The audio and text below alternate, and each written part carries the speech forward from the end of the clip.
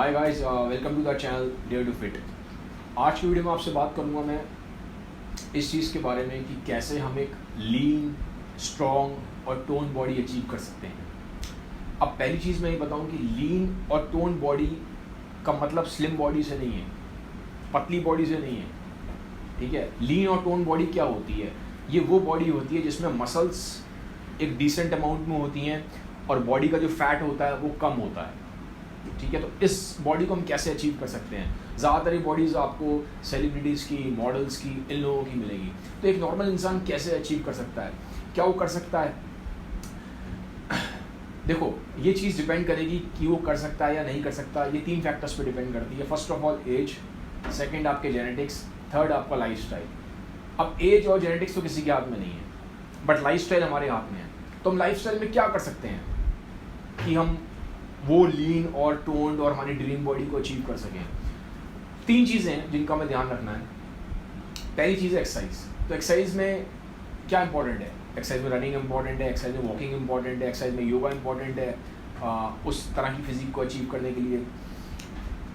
सबसे इंपॉर्टेंट जो है उस तरह की फिजिक को अचीव करने के लिए, जिसको हम लीन और टोन्ड बोलते हैं, वो है वेट ट्रेनिंग। आपको वीक में 2 से 3 दिन वेट ट्रेनिंग करनी पड़ेगी और एक चैलेंजिंग वेट्स उठाने पड़ेंगे। ऐसा नहीं कि आपने आधा किलो, 1 किलो, 2 किलो आप वेट उठा रहे हो, उसको आप वेट ट्रेनिंग बोल रहे हो। वो वेट ट्रेनिंग नहीं है।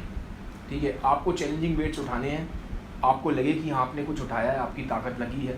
ठीक है, और विद टाइम आपको उसमें प्रोग्रेशन भी करना है। प्रोग्रेशन मतलब जैसे कि आप फर्स्ट मंथ आपने 5 किलो उठाया, थर्ड मंथ फिर आप 7 किलो उठाओ, फिफ्थ मंथ, 6th मंथ फिर आप 10 किलो उठाओ। तो कंटिन्यूसली आपको जो आप वेट उठा रहे हो उसको इंक्रीज भी करना है। तो एक प्रोग्रेसिव ओवरलोड चाहिए, हमें प्रोग्रेशन चाहिए। ठीक है, तो आपको वेट ट्रेनिंग करना ज़रूरी है।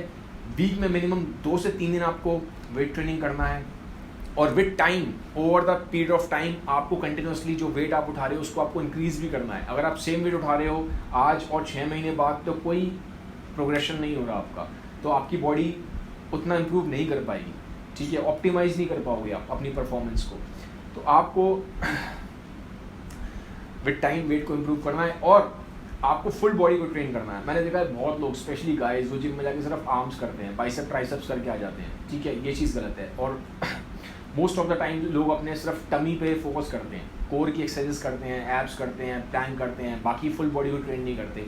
वेट ट्रेनिंग का मतलब है आपको फुल बॉडी को ट्रेन करना है। स्पेशली जो हमारी बड़ी मसल्स हैं, बड़ी मसल्स कौन सी होती हैं? आपकी थाइस की मसल्स, ठीक है, आपके हैमस्ट्रिंग, आपका जो ग्लूट्स है, हिप्स वाला एरिया, ये बड़ी मसल्स हैं, बैक, चेस्ट, ये मसल्स को ट्रेन करना बहुत ज़रूरी है। तो वीक में 2 से 3 दिन वेट ट्रेनिंग करनी है, फुल बॉडी को ट्रेन करना है और आपको चैलेंजिंग वेट्स उठाने हैं। ठीक है, ऐसा नहीं कि बस आराम से आप करके आ गए, कुछ नहीं होगा उससे। You are just wasting your time, कुछ नहीं होगा। फिर आप परेशान हो गए, यार मैंने 1 साल हो गया मुझे जिम करते हुए, मेरी बॉडी में कोई चेंजेस नहीं है, नहीं आएंगे। ठीक है, you have to lift decent weights.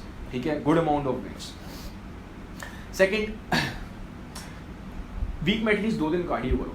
ठीक है, कार्डियो किसी भी फॉर्म का हो सकता है, swimming, cycling, running, brisk walking, anything. ठीक है, वीक में एटलीस्ट 2 दिन इंपॉर्टेंट है और एटलीस्ट आपको आधा घंटा कार्डियो करना चाहिए। और एक चीज़ और भी है एक्सरसाइज में, जैसे मैंने देखा है बहुत लोग सिर्फ 1 घंटा जिम कर लेते हैं, फिर बाकी पूरे लेटे रहते हैं, कुछ नहीं करते, सेडेंटरी रहते हैं। तो ये एक अच्छी चीज़ नहीं है। You are just becoming an active couch potato, वो नहीं करना। जिम के अलावा भी आपका दिन भर में मूवमेंट होना चाहिए। एटलीस्ट 7000 स्टेप्स आपको चलने चाहिए। ठीक है, तो ये हो गया एक्सरसाइज पार्ट। तो एक्सरसाइज में सबसे इंपॉर्टेंट है वेट ट्रेनिंग। हमको 2 से 3 दिन वेट ट्रेनिंग करनी है, फुल बॉडी को ट्रेन करना है, चैलेंजिंग वेट्स उठाने हैं। कार्डियो हमें वीक में एटलीस्ट 2 दिन करना है, आधा घंटा, और दिन भर में हमारे एटलीस्ट 7000 स्टेप्स होने चाहिए। तो ये हो गया एक्सरसाइज का पार्ट। फिर सेकेंड चीज़ क्या इंपॉर्टेंट है एक लीन बॉडी और एक टोन बॉडी अचीव करने के लिए, वो है प्रोटीन। ठीक है, तो डाइट की बात करूँगा तो प्रोटीन आता है, क्योंकि यही एक चीज़ है, यही एक ऐसा मैक्रोन्यूट्रिएंट है जो मोस्टली इंडियन डाइट में, जो हमारी देखा गया स्टडीज़ में बार बार, जो इंडियन डाइट में प्रोटीन बहुत ज़्यादा डेफिशिएंट पाया गया। तो प्रोटीन अब हमें कितना खाना है? प्रोटीन हमें खाना होता है अराउंड 1.5 से लेके 2 ग्राम पर केजी लीन बॉडी वेट। अब क्या मतलब है इसका? जैसे मान लीजिए आपका बॉडी वेट है अराउंड 100 किलो। ठीक है, तो पहले तो आपको कैलकुलेट करना पड़ेगा आपका लीन बॉडी वेट किलो कितना है। लीन बॉडी वेट क्या होता है? 100 किलो में से मान लो आपका 20 किलो बॉडी का फैट है, तो बचा हुआ 80 किलो क्या हो गया, lean body weight. Lean body weight वो वेट होता है जब हम बॉडी वेट में से बॉडी का फैट का वेट हटा देते हैं, तो जो बचा हुआ वेट होता है उसको हम बोलते हैं लीन बॉडी वेट। ठीक है, जैसे कि मैंने बोला था 100 किलो आदमी का वेट है, उसमें से 20 किलो अगर बॉडी फैट है उसका, तो 80 किलो उसका लीन बॉडी वेट है। तो आपको अपना लीन बॉडी वेट कैलकुलेट करना पड़ेगा। ठीक है, बहुत ईजी होता है। आप देखिए आपका बॉडी का फैट परसेंटेज कितना है, जब आपको मालूम पड़ जाएगा आपका बॉडी का फैट परसेंटेज कितना है, तो उसके हिसाब से आप बॉडी का फैट निकाल सकते हो। फिर टोटल वेट में से बॉडी का फैट जब माइनस करोगे तो लीन बॉडी वेट आ जाएगा। तो अब ये जो प्रोटीन की रिक्वायरमेंट है ये लीन बॉडी वेट के हिसाब से कैलकुलेट होती है आइडल सेंस में। ठीक है, तो जो लोग इंटरमीडिएट लेवल पे हैं, यानी कि जिनको 1 साल हो गया एक्सरसाइज करते हुए या जिनको 2 साल हो गया एक्सरसाइज करते हुए, तो उनको अपना लीन बॉडी वेट का डबल लेना पड़ता है। जैसे मान लीजिए आपका लीन बॉडी वेट है, मान लीजिए 70 किलो। ठीक है, तो आपको प्रोटीन की रिक्वायरमेंट है फिर अराउंड 140 ग्राम्स, डबल एकदम चाहिए। लेकिन अभी मान लो आप बिगनर हो, ठीक है, और आपका लीन बॉडी वेट है 70 किलो, तो आपको फिर प्रोटीन चाहिए अराउंड 100 और 120 ग्राम्स। ठीक है, 1.5 के आसपास चाहिए होता है। 70 इंटू 1.5 कर दीजिए। अगर आप बिगनर हो, अगर आप एडवांस हो तो आपको डबल चाहिए, इंटरमीडिएट या एडवांस लेवल पे हो।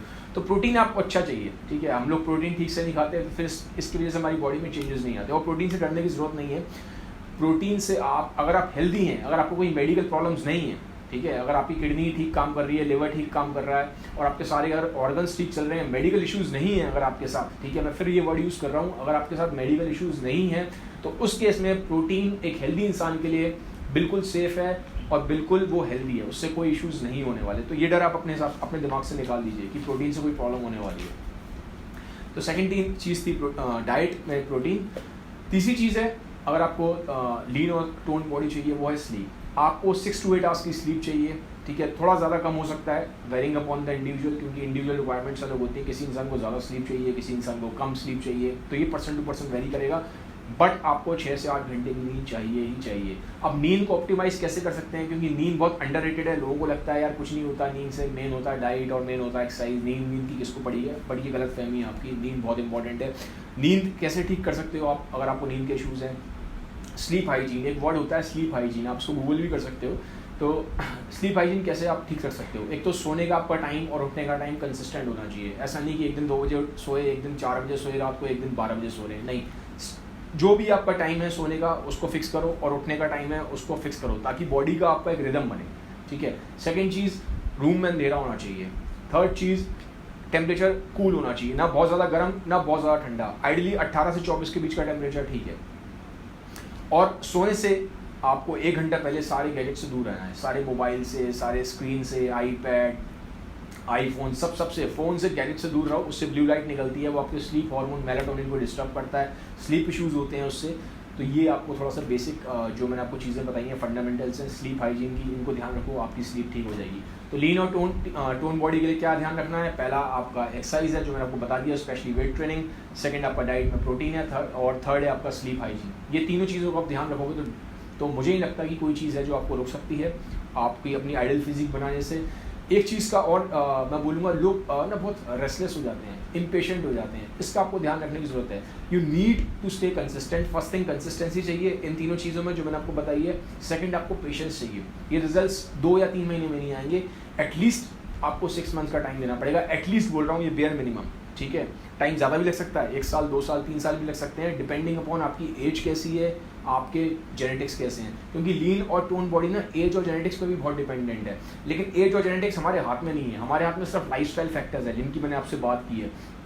तो हो सकता है कि एज और जेनेटिक्स की वजह से किसी इंसान को ज़्यादा टाइम लगे, किसी इंसान को कम टाइम लगे, लेकिन अचीव हर इंसान कर सकता है एक लीन और टोन बॉडी। बट आपको कंसिस्टेंट और रेगुलर और पेशेंट रहना ज़रूरी है, ये चीज़ इंपॉर्टेंट है। तो गाइज़ ये था वीडियो आज का। आई होप आपको इससे काफ़ी कुछ सीखने को मिला होगा। अगर आपको वीडियो अच्छा लगा है तो उसको डेफिनेटली सबके साथ शेयर जरूर करिएगा। Have a nice day, bye bye, take.